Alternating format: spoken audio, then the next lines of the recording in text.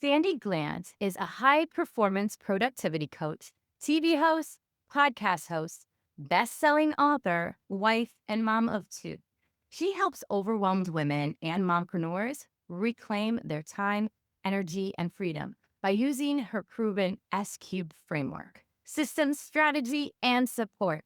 As former Mrs. International 2022, Sandi continues to use her platform to advocate for women's mental health, empowering women to shift out of stress and burnout into becoming the confident leaders their lives and businesses require. Sandi, this is the perfect way to end this year. 2025 has been great, but I know it's been filled with a lot of challenges for many people. So just kind of inspiring them to take charge of 2026. I'm just super excited to have you on. And I loved Slayer Day. Thank you. Thank Mhm. you. I am so excited to be here with you. I can't wait to get into this conversation because I know it's going to help a lot of people. Mhm. Now, I have a major question because you're a mom of two, and balancing work and being a great mom can be very challenging. What has been your saving grace through all of this Yeah. time as a mompreneur? Yeah. I feel like there's so many different ways I can answer this. It could be morning routines, it could be scheduling, but I want to share something that has really kind of been a strong anchor for me. And again, I know this is going to help so many women.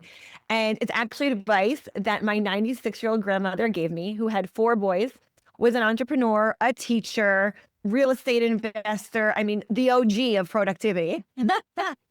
And her advice, and I mentioned this in my book as well, and in my new book coming out in January, I mention her in there. She's really my muse and what inspired me to kind of take this path into what I do now and how I help women. And it's honoring your season.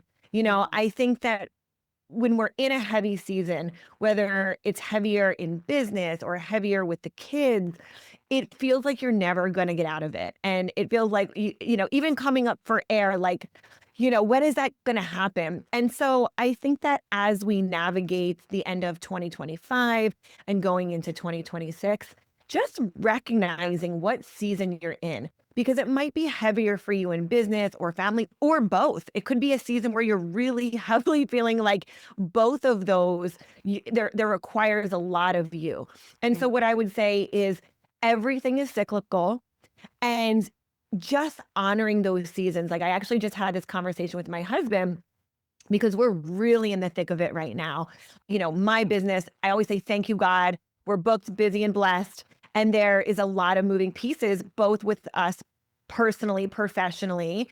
And so just honoring that and knowing, like, okay, if I'm a little bit heavier right now when it comes to business, like, where can I show up for my spouse or for my kids or for myself? Yeah. And just knowing that everything has a season, nothing lasts forever, and just recognizing, like, what is going to fulfill you and where is it going to require a little bit more attention is so helpful, because you realize, like, it's not going to last forever, the good or the bad.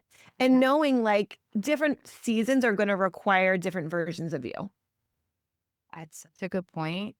And I do feel there is different seasons, even when, you're a new mom versus Mhm. when your kids are in preschool versus your kids are now at elementary, middle, high school. It's just Definitely. completely different worlds every season.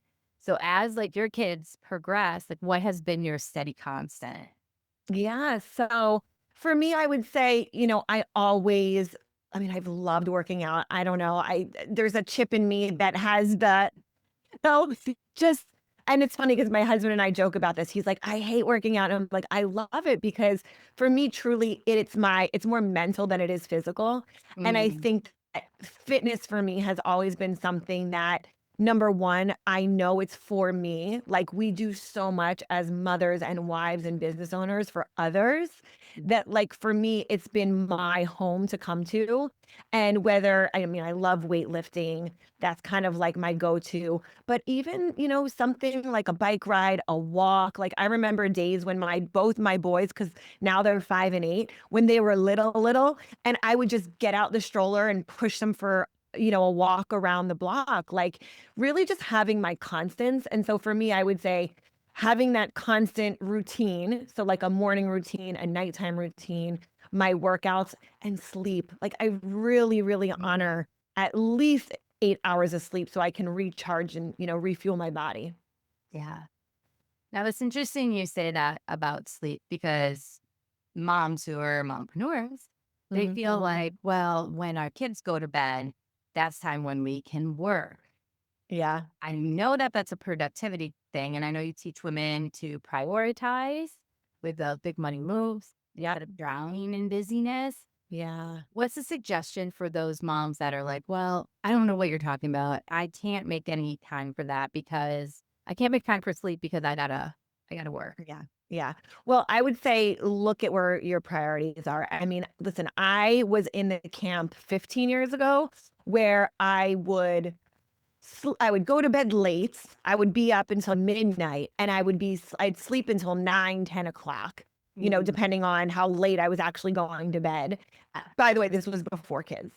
And then I remember my husband saying to me, he's like, Sandy, after I had my first son, Jake, who's 8, he said, this is your Achilles heel. Like, the fact that you're not getting up early. Like, at the time, I think he was probably getting up at 8. Spoiler alert, I get up at between 5:30 and 5:50, or 5:30 and 5:50 is kind of the window that I get up in right now. And I'm not saying everyone has to be in the 5 a.m. club, but whatever time you're getting up, try and nudge yourself at least a good 20 to 30 minutes earlier so you have some time for you. You don't feel like the second you're waking up, you're in reactive mode, because that's where I was. I would just kind of wake up when my kids were up, or when Jake was getting up, and immediately have to be in mommy mode. Yeah. Right now, and I think, again, this goes back to the workouts and the me time, I get up, there's a routine, there's a schedule, and for the full first, at least minimum hour to hour and a half a day, it's just my time. I call it the golden hour. So in my new book, I talk about that. It's called Slay Your Way. And I have a whole chapter in there about the golden hour. Again, it doesn't have to be a 5 a.m. for you, but just like prioritizing your time so you're not coming from a reactive place, you get to be proactive. And again, just like having those little check-ins for yourself, because if you're working late and the kids go down and now you feel like you have to play catch up, one of the things I always talk to my clients about, and you had mentioned it, is the big money moves. So being able to focus on not a long laundry list of to-dos, but focusing on what are your 3 big money moves personally, professionally, that every single day you lock in on that help move you forward, and not a long laundry list of 20 things that you have to do each day. Yeah, that gets really overwhelming and you burn out Yeah. pretty quickly when you have that laundry list of things. Yeah. Really like that, choosing 3 things, but not just for career, but also personal. Yeah, yeah, Uh, and it helps you to prioritize. I mean, again, if you're looking at a laundry list of 20 things to do every single day, that is very overwhelming, and you're literally just, like, checking boxes to get these things done versus, like, maybe you can look at one of those on the 20, and that'll knock down, like a domino effect, knock down 2 or 3 of the others, right? So it's just Mhm. being more intentional about where we're putting our time and our energy. And again, as a busy working mom, or if you're in the mom mode right now or heavier on the work mode, it really allows you to show up fully where you're at and not feel like you're just running in circles all day long. What made you decide to write Slay Your Way? Yeah. So slay your day. And if you're watching this, you can see it behind me. There's a book and also a journal that goes with it. So slay your day was the first version, right? And the first version of slay your day was really like tactical. It was tips on routines and strategies. And every time I would do interviews, people would, ask me like, what is slay your day? And like, what does that mean?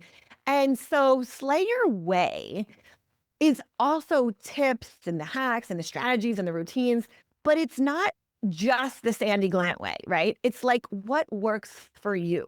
Because Sarah, for you, you're running your business and you're in mom mode and wife mode.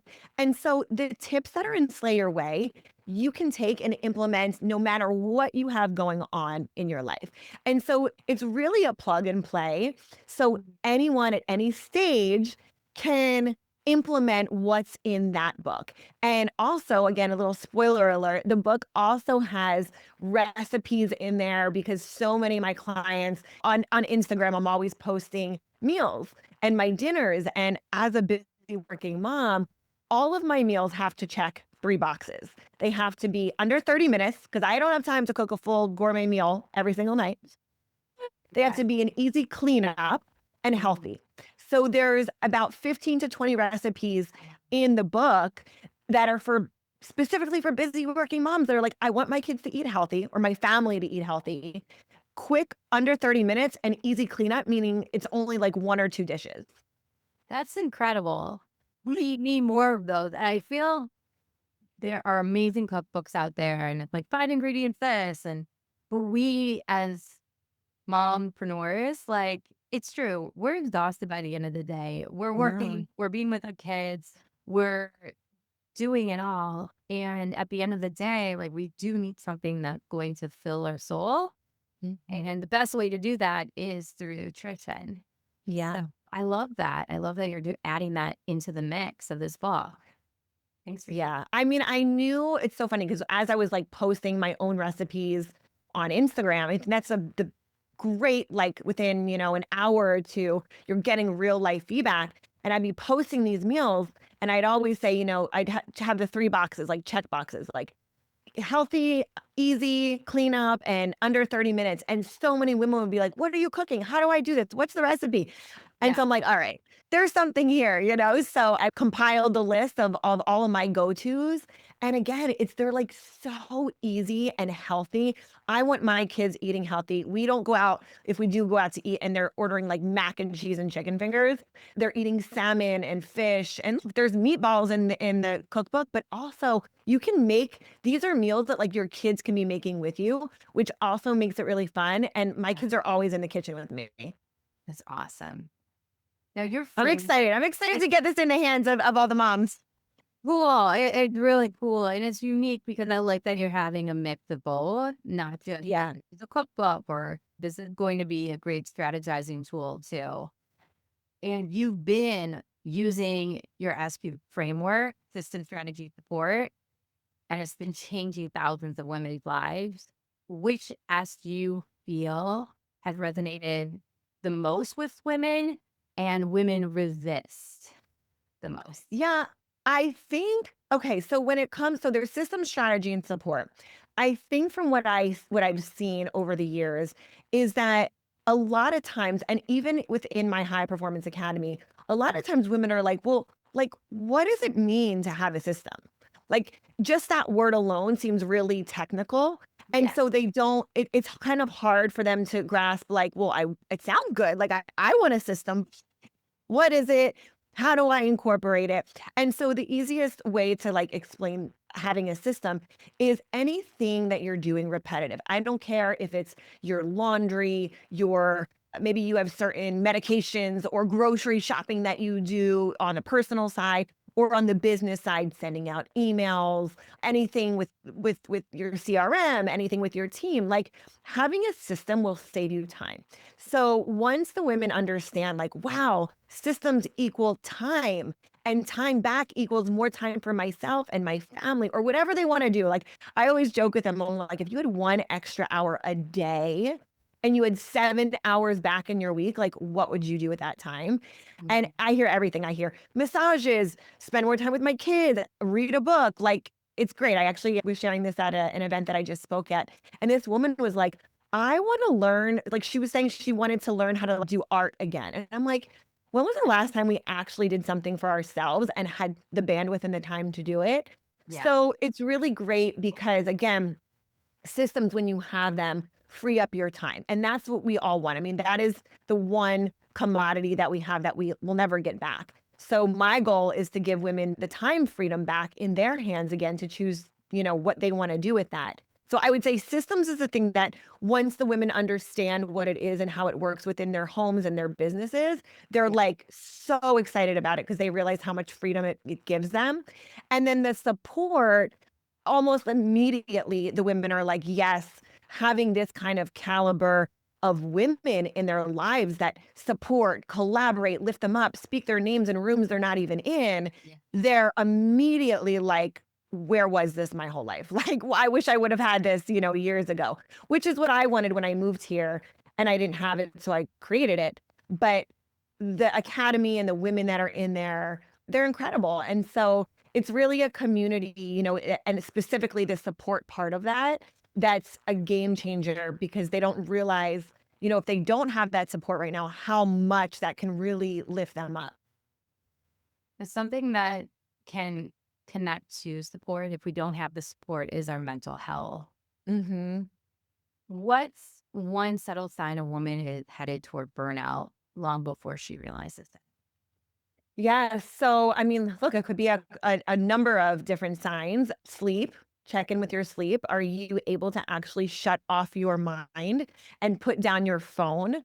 I know, again, for a lot of women, I mean, myself, I work from home. This is my home office. And if you feel like you cannot put the phone down because you're going to miss something or an opportunity or a text message or a ping or a ding, right? Like that is not a healthy relationship with the work or the phone, right? So Mhm. just those little pieces that might seem normal to you where you're like, oh, well, it's here and it's on and it's so accessible. It's okay to shut it off. As a matter of fact, for me, most days I'm shutting down the workday between 3:30 and 4. My kids have sports after school activities that I take them to where I have to leave the house at 3:30, which is great for me because I'd be like working, working, working. And then you don't realize like, yes, I need to turn it off. And just knowing that that's okay. And I think not that any of us need permission, but just knowing like it's okay to take a break. It's okay to stop and do something for yourself before you get to the point of getting to the exhaustion, overwhelm, and burnout where you feel like you're just putting out fires all day long. Saying that you're unplugging at 3:30 is absolutely mind blowing because we are on our phones so much. And I don't know about you, but I'm worried for the next generation a lot of the time. Mhm. Especially now that I have a kiddo, I'm like, Yeah. what's gonna happen? What is life gonna look like? And I'm Yeah. trying to reduce the amount of time that I'm using it, that she using it. We're Right. seeing like the TV, and it stinks because sometimes you're like, I need to sit at my laptop and work on something. And Mhm. my kid is going to be like watching an educational program, but it's still a screen. Yeah. So And you know yeah, what, Sarah? You know what? I have this in the book too, which is why I'm so excited about this book because I really it really is a mix of like the practical, tactical, but then also like I have a whole chapter in there about going back to the basics where I told my husband, I already have two more books in the works that are like will be the next, the next, the next, but there's a part of the book that I'm talking about, like, there's things that I want to do and that I do with the kids that don't like require me to be off the phone. And I'll give you some examples. My son Jordy, who's 5, he loves art and painting and coloring and like making, like creating, right? So just recently in the past year, he'll be like, Mommy, will you sit down and color with me? And I have gotten like I cannot draw to save my life, but we'll sit down and I start coloring with him or we'll start drawing or painting. And I'm like, I've become so in love with this because he brought this to my attention. It's something he loves to do, and I am nowhere near my phone. Like, I'm literally sitting there coloring. Same thing in the kitchen. Like, my kids love baking, they love cooking. So, about a year ago, I was really in my, like, sourdough baking era, and I don't know if you've ever made sourdough or for the ladies that are listening, but it takes a lot of time. Like, it would take at least a full day or day and a half to make 1 or 2 loaves, at least the way that I was making it. And so you're not on a phone. You're literally like working with your hands. And so whether it's gardening, painting, crafting, baking, cooking, like all these things, we've actually gone back to that. Puzzles, things that don't require all this technology. And so I've really loved like kind of getting into that, even sports, right? Because you're not obviously on your phone, where like now they're being incorporated into doing a lot of these activities that don't require the technology. That's that's really great. That's a wonderful reminder for people that we can always go back to the basics. Yeah. Yeah. And what a great opportunity to Yes. connect with our kids. And again, I can't even take credit for this. This is Jordy, like my 5-year-old, right? Where he came to me and was like, Mom, will you draw? Will you color with me? I'm like, I don't know how to draw, but I'll learn. I'll learn with you. So what a great way to connect and really like get to go deeper. Same thing, he loves the magnet tiles, right? So like building and just sitting on the floor and building and having those moments of connection. It's so beautiful. I just got those magnet tiles for Hanukkah. I'm really excited about that. Oh my gosh, there's so much fun, and again, like, they get to use their imagination and creativity. My older son, Jake, loves fishing. He's like, "Mommy, buy me some more shrimp." I'm like, "I just bought you a bag 4 days ago." He's like, "I'm already gone through." So that to me and, to your point of, like, where is it gonna be, what's gonna look like for them in 10 or 15 years, I have a feeling we might kind of go backwards because I think Mhm. everyone's feeling the pull of the phones and the technology being too much, Yeah. that it's gonna take women like you and me and the women that are listening to be like, "You know what? Like, let's, like, put a cap on this and get back to the gardening, the baking, the fishing, the cooking, the building, and Yeah. really, again, back to the basics." I kind of want to go back to your childhood because you had incredible women to watch, your mom, your grandma, and they made sacrifices. Yes. And I know that because of them, like this is a big part of your mission why you do what you do. Yeah. What is the biggest myth you want to break about what it means to be a good mom? This is so good. Well, I think that at the heart of it, right? Because we all in some way, shape, or form feel mom guilt, right? If we're working too much, we're not home enough. If we're spending too much time with the kids, the husband's not getting enough attention, right? There's always people pulling and needing our time and attention. And I think the biggest myth that I want to bust, and again, I talk about this in Slay Your Way, is I truly believe at my heart and at the center, the core of it all, that we can have it all. We can be great mothers and wives and women in business. But again, I truly believe that it goes back to the heart of really having your finger on the pulse of your life and looking at what it is that you want to create. And there's even a saying, well, you can have it all, but you can't have it all at once. I don't even believe that. I just think that if you really want to have a great marriage, the relationship with your kids, the time for yourself, the whatever level feels right for you in your business that you want to create, that it's just a constant checking in. Like, where are you and what does that look like? But that does go back to the support piece. Like, I have built a team within my business. I have a support system within my home. I have different automations and systems. And again, all the things that I talk about that are the practical.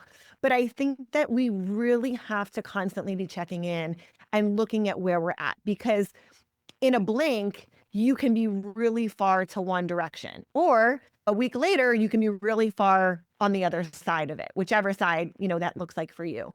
So I think that, I look back to my own mom and grandmom, and it's funny because they are very different. So my grandmom, meaning my dad's mom. So not mom's mom, but dad's mom. And she was, again, the teacher, the real estate investor, mother of four, devoted wife. Like she was doing everything. And she was so organized and she was so on top of every little thing, which made it all work together. And then I look at my mom and she didn't have those systems in place. She didn't have that support in place. And so I know that she always felt so overwhelmed, But it's like we had a conversation and she said to me, I didn't feel like I was ever thriving. She's like, I was always just trying to survive. And Mhm. so I think at the heart of all of what I do, whether it's my coaching, my courses, my books, my programs, I'm really speaking like to that woman, you know? And so I think that we really just have to look at like, where are we showing up? Is our life, because we're going into the new year Yeah. and all of us are vision casting and talking about vision boards and goals. And it's like, are your goals really in alignment with like what you want? Not what society says or what somebody else wants for you. Like, what do you really want? And Mhm. then from there, decide what it is that you're doing and the goals that you're building and the life that you're leading. Because at the end of the day, you have to be happy with you and your decisions. Totally. Yes, some women really need this. I know I sometimes need this. It's that permission slip of like, yeah, I'm feeling a little bit overwhelmed right now. If you could give moms one permission slip for 2026, what Mhm. are you telling them to stop doing or finally stop? Yeah. Yeah. Wow, that's really good. Man, I would say the one thing to stop doing or to give them permission if they're looking for it, because I always say you don't need it, right? But I think that it helps when you hear from someone else as well. I would say look internally before you decide going into the new year, all of the goals and these big accomplishments that you want to go and achieve, and look inward first as your compass because you know your North Star. And I would say whether it's the overscheduling or feeling like the kids have to be in all the activities or all the things that you say yes to, look to yourself first and maybe just pause for a moment and really look and see if that's in alignment with where you're going and growing and make sure that that's in alignment. Because when you do that and you give yourself the pause before the yes, the no, the commitment, Mhm. it will allow you to just sit with it for a moment and actually check in with yourself before you start adding on to the calendars and the lists and all the things. So I would really just say going into the new year, do a little self-assessment first and let yourself really assess and do a little audit of what feels right for you going into the new year. It's great.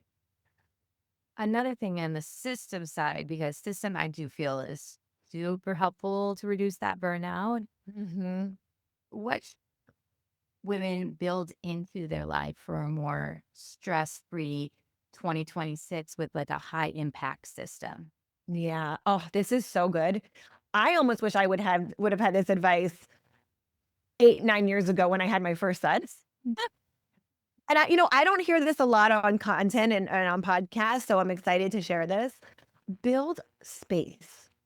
Build a little bit of space because for one, I remember years ago, everything was back to back to back, and you feel so overwhelmed, overcommitted, overscheduled.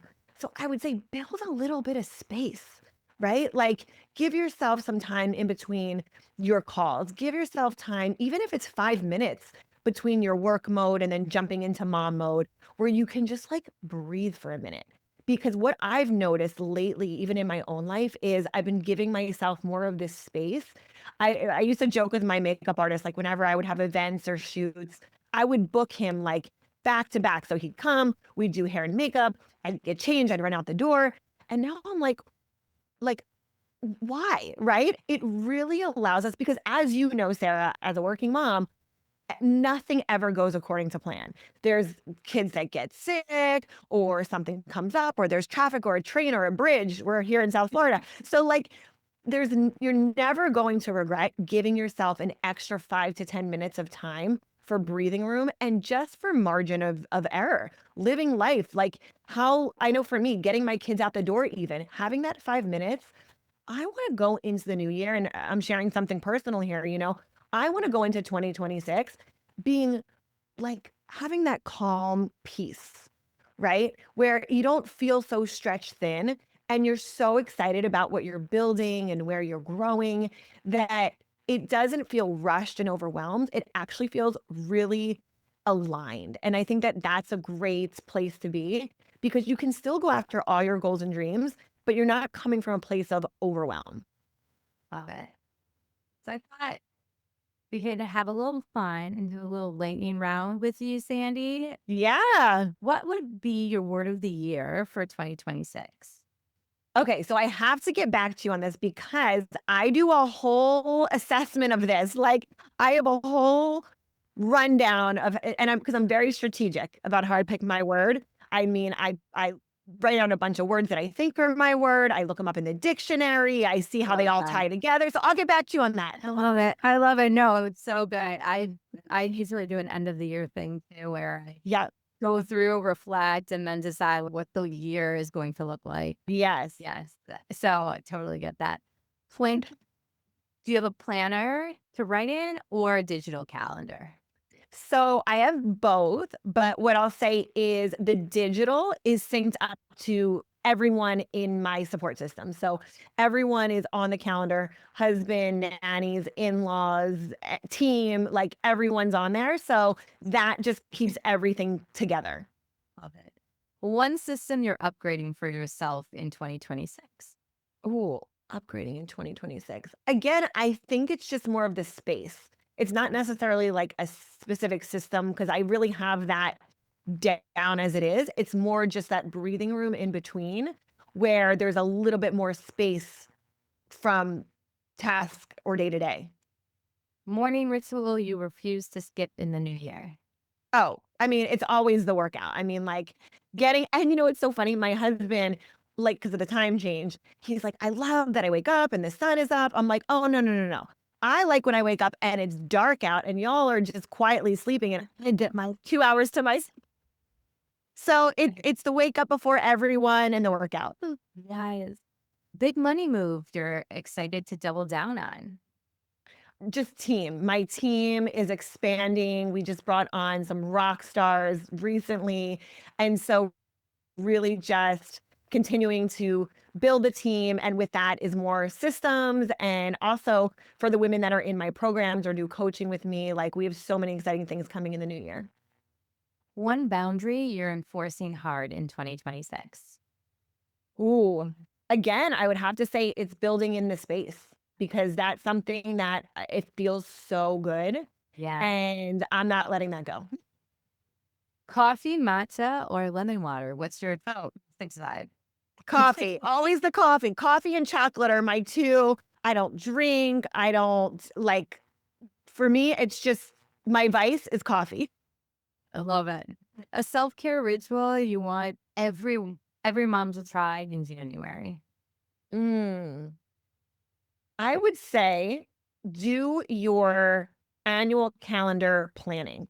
And I have a whole video of this on YouTube. So it's free so you can snag it. But it's really fun because you essentially get with your spouse or your partner, or you could do it by yourself. You plan out your whole year, but the catalyst is you get to make it sexy and fun. The video is literally called Sexy Calendar Planning. And you get to go to a spa and have a nice massage and a spa day, a nice lunch, and then you get your calendar and you plan out your whole year. That's cool. Oh, that is sexy and fun. Yes, yes. Delegation or automation? Which one gets you excited for a fresh year? Ooh, oh, man, they're both at the top of my list. That's a tough one. This one. Oh man, they're both so important. Okay, if I had to put one like just above the other, I would say automation only because before you can delegate, you need to have a clear system in place before that person can do it properly. With automation, it kind of rolls out itself. So true. That's always been helpful for any assistant I've ever had, like having those videos, having Yes, they're all set up so it's easy access for them. exactly. If 2026 had a soundtrack for you, what song is kicking off track one?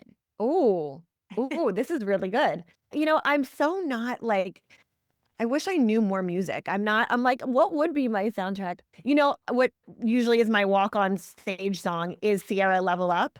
And Uh, so I feel like that only because we've got the new book coming out. It'll be book launch. We have so much, like just with the book alone and Called to Lead, which is the big women's event, annual event that I do with Kelly Roach. We're doubling this year. So we'll have 500 women at the event. And now it's a 2-day event. So it's leveling up. So that's the soundtrack. that's incredible. Congratulations. That's a really big deal. Thank you. We're Well, so excited about it.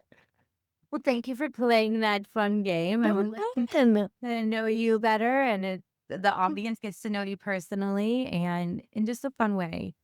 Now, I always love to leave the audience with this last question. I think it's very important. Stress comes in many shapes and sizes, but I'm Mhm. curious, how has stress saved your life?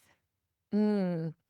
I think being a high achiever, a high performer, it has its pros and cons, right? Because you're always looking to level up. You're always looking kind of for that next accomplishment or achievement. But I think stress, on a positive note, it's the thing that keeps you hungry. It's the thing that like is constantly challenging you. And while I'm such a huge proponent of, being so grateful for where I'm at and what I have, I also think that stress, again, on a positive note, is the thing that keeps you hungry and pushing yourself to the next level. So, same thing within, like I said, fitness and workouts. If you're not going harder, you're going to stay where you're at. So, the positive side of stress is being able to really look at where you're at. And just like they say, how diamonds are made under pressure, it is a blessing because you get to look at what you're capable of and how you can serve others and really, change your life and essentially change the world and others around you. So true. Amy, this was absolutely awesome. I love that we're ending the year with this episode. So thank you for hopping on. And I want you to share with people how can they connect with you. I don't know if you're doing pre-orders yet, but where can they grab your first book and pre-order the next book? Thank you. Thank you so much. So, pre-orders are going to start next week. So, by the time this goes out, we will have pre-orders out and ready to go. But if you follow me at Sandi Glandt, SandiGlandt, you will see all of the alerts and the updates, not only for the book, but I also wanted to share with your audience if they wanted to go grab that free Big Money Moves training, they can just head over to sandraglandt.com/big. And then they'll have that training for free. They can figure out what their big money moves are going into the new year. But really, all the platforms at Sandi Glandt on YouTube, the podcast, the TV show, all the things. And every day there's new updates or content going out. Amazing. Thank you all again for listening. Please share your takeaways, follow Sandy, and as always, remember to be kind and speak well to yourself on the self love journey. Until next time, take care.